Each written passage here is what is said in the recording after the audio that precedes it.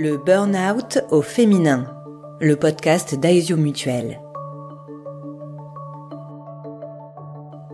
Depuis la pandémie, notre rapport au travail s'est transformé. 2,5 millions de personnes ont connu un burn-out en France et plus des 2/3 étaient des femmes. Comment expliquer cet écart ? Les femmes sont-elles plus sujettes que les hommes au burn-out ? Quels sont les signes avant-coureurs ? Et comment se soigner pour se reconstruire ensuite ? Afin de répondre à ces questions, Aesio Mutuel vous propose en 3 épisodes d'écouter la parole des femmes qui l'ont vécu, associées à l'analyse et aux conseils de plusieurs expertes. Je suis Stéphanie Reynaud et dans ce premier épisode, j'échange avec Anne-Sophie Vive, directrice de l'association Les Burnettes à Bordeaux, qui vient en aide aux femmes victimes de burn-out, et Jeanne Gauthier-Lenoir, psychologue du travail et directrice du comité scientifique de Hellburn, partenaire de la Fondation Aesio. Une première question pour vous, Jeanne Gauthier-Lenoir, bonjour. Bonjour. Est-ce que le burn-out touche autant les hommes que les femmes ? Est-ce qu'on est égaux face au burn-out ?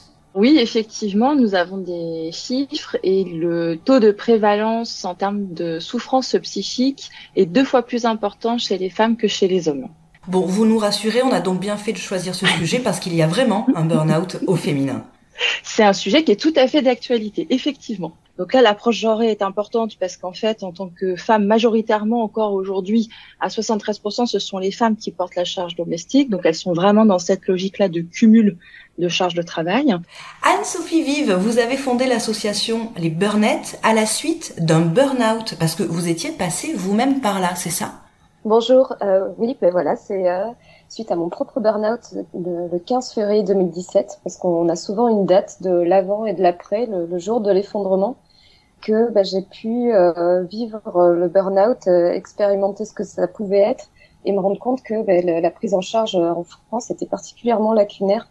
Le diagnostic est souvent très tardif, et c'est pour ça que j'ai eu l'idée à la fois de créer une communauté d'entraide entre des femmes donc qui avaient vécu un burn-out, mais aussi d'avoir cet angle genré pour pouvoir parler à la fois de nos problèmes d'inégalité professionnelle qu'on avait pu rencontrer, mais aussi d'inégalité intrafamiliale, et de profiter de l'expertise de professionnels du burn-out afin de proposer vraiment un protocole qui correspondait au mieux aux femmes en burn-out tout au long de leur reconstruction, vraiment de l'effondrement jusqu'à la remobilisation professionnelle. Vous avez également su repérer 4 grandes étapes qui sont plus ou moins communes à toutes ces personnes, toutes ces femmes en burn-out. Comment ça a commencé pour vous ? Quelle a été la première étape ? C'est vrai qu'à chaque fois, on a une histoire qui semble singulière, mais on voit que lorsqu'on parle du processus qu'on a vécu, on voit souvent en effet des étapes similaires pour chacune. Il faut savoir que dans une première phase, alors c'est pas une généralité, mais souvent les personnes concernées par un burn-out, contrairement à ce qu'on peut penser, ce sont des personnes qui sont justement engagées, pas forcément fragiles, mais qui vont vouloir justement faire un travail de qualité et qui vont aller tellement pousser leur corps tellement loin pour arriver à faire le travail même dans des mauvaises conditions qu'au bout d'un moment, elles vont finir par s'effondrer. Quelqu'un qui justement se protégera plus pourra peut-être éviter cela. Moi, déjà, disons que je suis quelqu'un qui aimait faire un travail de qualité, comme beaucoup de personnes. J'étais engagée. J'étais dans une voie professionnelle qui n'était pas forcément une vocation. J'avais choisi le notariat plutôt pour la sécurité de l'emploi, pour la sécurité financière, mais aussi parce que j'avais une idée du notariat qui n'était sans doute pas la réalité. Je voyais plutôt l'aspect social qui me plaisait, d'être là dans des moments importants de la vie des gens, c'est-à-dire au moment des décès, des divorces, des acquisitions. Bon, en réalité, je me suis retrouvée plutôt spécialisée en immobilier complexe, donc j'étais loin de l'humain. Et c'est vrai que ça a posé problème en tout cas que je sois autant éloignée de ce qui était important pour moi. Et je m'en suis rendu compte après que j'étais tout le temps dans l'adaptation en tout cas. J'aimais faire plaisir, j'essayais de rendre service, je comptais pas mes heures. Mais au-delà de la charge de travail, c'était surtout l'intensité la désorganisation aussi qui faisait qu'un matin, je savais pas ce que j'allais devoir faire, si je partais de l'autre côté du département ou si j'allais pouvoir enfin faire mes actes. Je me retrouvais à rédiger des actes en direct avec les clients dans la salle d'attente. Enfin voilà, tout était lié à une forme de désorganisation. Mais en même temps, non seulement ça me rendait efficace, ce stress, ça donnait un petit piment à ma profession qui faisait pas forcément rêver, quoi. Donc voilà, j'avais l'impression en tout cas d'être super notaire. Donc si je vous comprends bien, ça commence déjà, le prérequis, c'est l'envie de bien faire. Peut-être un peu trop. Alors l'envie de bien faire, enfin en tout cas d'être dans un contexte où le travail que je produisais était pas, j'avais pas en tout cas les moyens pour arriver au travail de qualité que je voulais donner, et donc j'étais obligée de compenser en tout cas par du présentéisme, par une intensité de travail énorme où je commençais à sauter les repas à midi pour avoir plus de temps pour faire un travail de qualité. En tout cas, ça me posait un gros problème, en effet, de rendre quelque chose qui était ni fait ni à faire, parce que de toute façon, derrière, j'en payais les conséquences, puisque il y avait ensuite la confrontation avec les clients qui vous reprochent forcément votre manque de professionnalisme. Anne-Sophie, vous venez de dire, je commençais à sauter des repas. Est-ce que ce contexte, on va dire, de pression professionnelle et ces premiers déjeuners, pause-déjeuner que l'on saute pour pouvoir être performante, pour ne pas prendre de retard, pour même rattraper du retard, etc. Ça, on peut considérer que c'est un premier signe?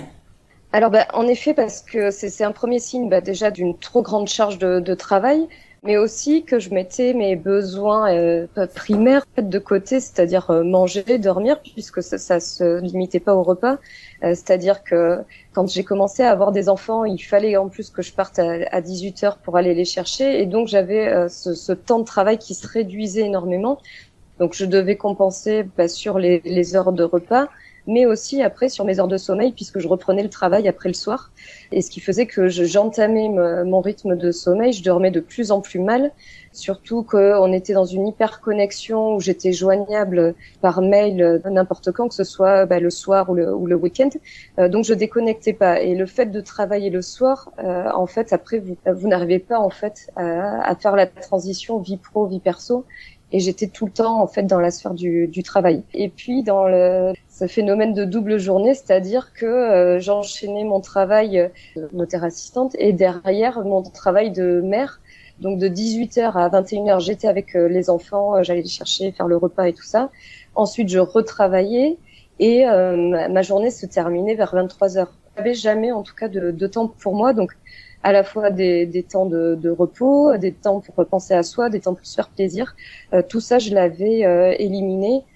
Et on le voit souvent, les personnes qui sont dans un processus de burn-out arrêtent tout leur hobby, le sport qu'ils faisaient. Ils ont plus de temps pour ça et concentrent le peu d'énergie qui leur reste sur les choses qui sont obligatoires, quoi, comme le travail, les enfants. Et donc là, j'ai été vraiment dans le surengagement, c'est-à-dire que j'ai essayé de compenser des dysfonctionnements, en tout cas une surcharge mentale, qu'elle soit professionnelle ou personnelle, en puisant sur mes réserves. Et à partir de là, j'ai commencé à avoir des petits signaux d'alerte, mais que j'ai pas du tout associé à un état de fatigue ou de stress. J'ai commencé à perdre mes cheveux, je commençais à y voir très mal, j'ai commencé à avoir des douleurs à l'estomac en permanence, du reflux. C'est des choses en fait vraiment qui semblent anodines, mais que je traitais du coup séparément, que le médecin traitait séparément, et à chaque fois c'était réel, mais on faisait pas le lien en fait avec un état de fatigue. J'ai commencé à avoir des problèmes musculaires, une sciatique, d'abord pour une jambe et puis ensuite des deux côtés, qui m'immobilisaient, et pourtant je continuais à les travailler parce que j'avais toujours mes mains qui fonctionnaient, donc je pouvais taper à l'ordinateur. Et puis l'impression d'être toujours enrhumé, d'attraper tout ce qui passe. Enfin, il y a une forme de diminution de l'immunité qu'on met sur le compte de pas de chance, je suis toujours malade, quoi. Pour compenser, je prenais des vitamines, je prenais plusieurs doses de café le matin pour me réveiller, des somnifères pour m'endormir, parce que les cycles normaux ne fonctionnaient plus. Donc, comme je somnolais la journée et que je cogitais la nuit, j'étais obligée d'utiliser des ressources extérieures, en tout cas pour pouvoir me remettre et essayer de me reposer. Donc voilà, donc j'étais plutôt dans un mode de lutte en fait. Puis au bout d'un moment, j'ai commencé à avoir des choses plus préoccupantes, notamment le stress. Je n'arrivais plus à le gérer. Le stress qui était mon ami avant, là, il devenait un élément bloquant, c'est-à-dire que à partir du moment où j'avais une montée de stress, je commençais à avoir des douleurs thoraciques, des douleurs dans le bras, très préoccupantes et qui m'immobilisaient complètement et m'empêchaient de réfléchir. Je mélangeais les mots, j'avais du mal à lire, je pouvais plus lire de livres, je commettais des erreurs, ce qui en plus m'a impacté ma confiance en moi professionnelle, puisque moi qui me débrouillais plutôt bien et qui était reconnue dans mon travail, je devenais un peu le mouton noir qui faisait des erreurs, qui provoquait le courroux de l'employeur, des clients, et donc vous êtes dans un cercle vicieux où en plus vous travaillez plus et vous avez beaucoup moins de reconnaissance en fait. On comprend bien que là c'est le cercle vicieux qui s'installe, et on verra avec vous la suite des étapes. Mais Jeanne Gauthier-Lenoir, vous qui venez d'écouter donc le témoignage d'Anne-Sophie Vive, est-ce que généralement c'est ce que vous constatez aussi, ça commence un peu comme ça? Alors le cas d'Anne-Sophie, il est assez représentatif dans l'enchaînement des étapes et la nature des symptômes, parce que Anne-Sophie nous dit quelque chose qui est très important qu'on constate nous en clinique, c'est que les symptômes sont variables, ce qui s'explique par le fait que la nature des contraintes et du travail est variable. Donc comme c'est une pathologie d'adaptation, c'est une pathologie qui va s'exprimer de manière différente d'un individu à l'autre. Pour autant, on va retrouver là-dedans un certain nombre de symptômes assez classiques, notamment la question de la fatigue qui est vraiment le symptôme numéro 1 qu'il faut pas passer sous silence. Dans le processus que Anne-Sophie a commencé à décrire, on a dans un premier temps la phase d'engagement, je suis dans le plaisir au travail, dans l'efficacité, je vais bien. Et puis un certain nombre de contraintes font qu'on va se mettre dans une phase de surengagement, et dans ce surengagement-là, on va avoir les premiers symptômes. Les classiques, c'est le trouble du sommeil, trouble digestif, trouble dermatologique. Il y a un symptôme que je voudrais citer parce qu'il est important pour les femmes et il est assez méconnu, ce sont les symptômes sur la sphère gynécologique. Et tous ces symptômes-là sont, comme Anne-Sophie nous l'a dit, traités de façon isolée au départ. Et on ne fait pas le lien entre ces symptômes et la question du travail. Avec donc une troisième étape du côté de l'acharnement qu'Anne-Sophie a commencé à nous décrire, avec une majoration des symptômes à ce moment-là. Et quand il n'y a pas de régulation, cette majoration de symptômes va aboutir à l'effondrement. Donc le processus d'épuisement, il est vraiment celui-ci, engagement, surengagement, acharnement frénétique, effondrement. Et là, au stade que Anne-Sophie nous dépeint, est-ce que c'est possible de s'auto-évaluer correctement et de se dire, voilà, bon là j'ai tel et tel signe, parce que si les médecins eux-mêmes ne pointent pas du doigt les liens de tous ces symptômes qui mènent vers le burn-out, est-ce que ce serait peut-être un peu la clé, ou ça reste difficile, voire impossible de le faire soi-même? Pour moi, ça reste possible et ça fait partie des principes de prévention à développer, si vous voulez, au niveau de la société. C'est-à-dire que tout à chacun est capable de repérer pour soi, à un moment donné, qu'il y a une fatigue qui est plus résorbée, il y a une difficulté au réveil le matin, il y a une irritabilité, voire des pleurs. Tout ça, ce sont des petits symptômes de démarrage, si vous voulez, dont on peut encore avoir conscience. La question de l'entourage, elle est aussi très importante parce que l'entourage, il nous voit en fait nous dégrader et il va avoir un rôle d'alerte. Je voudrais quand même dire que sur la partie médicale, les médecins ont énormément évolué. Moi, je constate dans ma pratique que énormément de médecins sont tout à fait au clair aujourd'hui sur les symptômes de l'épuisement professionnel, et tant mieux. Anne-Sophie, Jeanne nous disait que l'entourage était souvent le premier spectateur de cet effondrement progressif. Est-ce que vous avez eu des petits messages d'alerte dans votre entourage, peut-être même professionnel? C'est souvent compliqué avec l'entourage parce qu'en effet, ils peuvent pointer des changements, mais c'est souvent exprimé de façon négative et donc c'est souvent très mal perçu par la personne qui est concernée. Et ça fait que la personne s'isole et cache en fait. Moi, je me souviens de cacher que je travaillais. Je faisais semblant d'aller faire du sport alors qu'en fait j'allais travailler. Enfin, on est dans ça et donc on n'écoute pas du tout. Et en effet, comme le disait Jeanne, moi j'étais plutôt dans une phase de déni. Je savais que j'allais très mal, mais je voyais pas comment je pouvais faire autrement en fait. Et j'étais surtout incapable de me sortir de là toute seule. Côté professionnel, c'est extrêmement compliqué aussi parce que vous perdez vos capacités, vous décevez, vous faites des erreurs, vous n'arrivez plus à gérer autant de travail qu'avant, vous devenez en fait quelqu'un à part et donc il y a très peu de soutien et souvent la personne est extrêmement critiquée à ce moment-là. Donc il y a un manque de soutien qui vous fait aussi chuter complètement. Justement, alors après cette phase où j'ai commencé à avoir tout un tas de symptômes, là j'ai vraiment commencé à me sentir épuisée. Comme disait Jeanne, je me levais le matin, j'étais déjà épuisée. Et même après 15 jours de vacances, je reprenais, j'étais fatiguée au bout de 2 jours. J'étais devenue irritable aussi, donc ça dans le contexte à la fois professionnel et personnel, vivre avec quelqu'un qui est extrêmement irritable, qui est extrêmement émotif, qui peut pleurer pour tout et pour rien, c'est extrêmement dur à gérer. J'étais vraiment lancée dans un train à 300 km/h. Je voyais qu'il y avait en fait une montagne en face que j'allais me la prendre, mais derrière, dans mes wagons, j'avais mes dossiers, mes enfants, et il n'y avait pas de frein. Tout le monde me disait de sauter, mais je pouvais pas faire autrement que de foncer dans le mur. Et cette situation, elle a duré combien de temps? Plusieurs années en fait. C'est plusieurs années. Les dernières phases, c'était les 6 derniers mois. Mais en fait, mon burn-out a pris plusieurs années, et d'où en fait le temps de reconstruction qui a été extrêmement long. Je pense que je travaillais déjà énormément, et mes 2 grossesses qui sont relativement, qui n'étaient pas idéales, disons, m'ont extrêmement fatiguée. C'est extrêmement dur quand vous revenez après 2 mois, 2 mois et demi de congé maternité, que vous marchez à peine, que votre enfant ne fait pas ses nuits, de devoir faire comme si vous étiez très performante encore au travail. Et puis il y a eu l'effondrement. Alors l'effondrement, souvent, comme je vous le disais, on a une date, ce qui est assez particulier puisque ça fait des mois en fait que vous êtes en surmenage. Pour moi, en fait, ça a été suite à un diagnostic, un énième problème de santé qui était lié au suite de mon accouchement. Je l'ai appris, je me suis effondrée chez le médecin, et en fait, le lendemain matin, j'avais un rendez-vous très important au travail que je préparais depuis plusieurs semaines, et je me suis pas réveillée. Je regarde le réveil, il était 10h du matin. J'ai voulu mettre un pied par terre pour rattraper le temps que j'avais perdu, et puis là, tout tournait autour de moi. Mes jambes n'étaient plus capables de supporter le poids de mon corps, donc je me suis effondrée par terre. Là, j'étais encore au stade où je me disais qu'est-ce que je vais leur expliquer, qu'est-ce que je vais pouvoir inventer, dépêche-toi, il faut y aller, alors que je marchais plus, quoi. Enfin, j'arrivais plus à marcher. Et donc je me suis dit je vais prendre une douche pour essayer de me réveiller, pour être sur pied, prendre 3 cafés et tout ça. Et puis en fait, je passe devant la glace et je me rends compte que mes cheveux ils sont déjà trempés.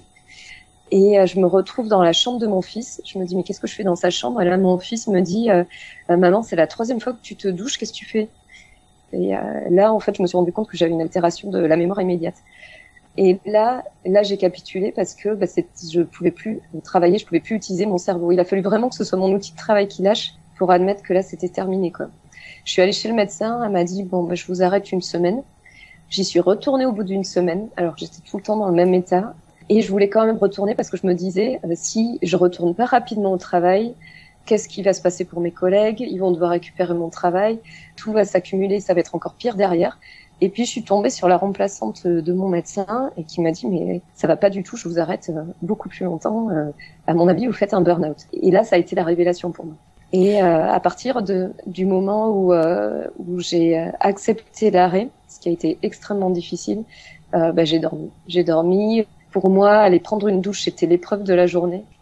Et le peu d'interaction que j'avais avec l'extérieur était extrêmement énergivore et extrêmement anxiogène pour moi. Jeanne Gauthier-Lenoir, est-ce que ces symptômes d'effondrement que nous décrit Anne-Sophie, ils sont toujours aussi violents? Et est-ce que ça prend autant de temps? Parce qu'elle nous dit que ça a mis presque des années à se mettre en place et à arriver à ce climax du 15 février.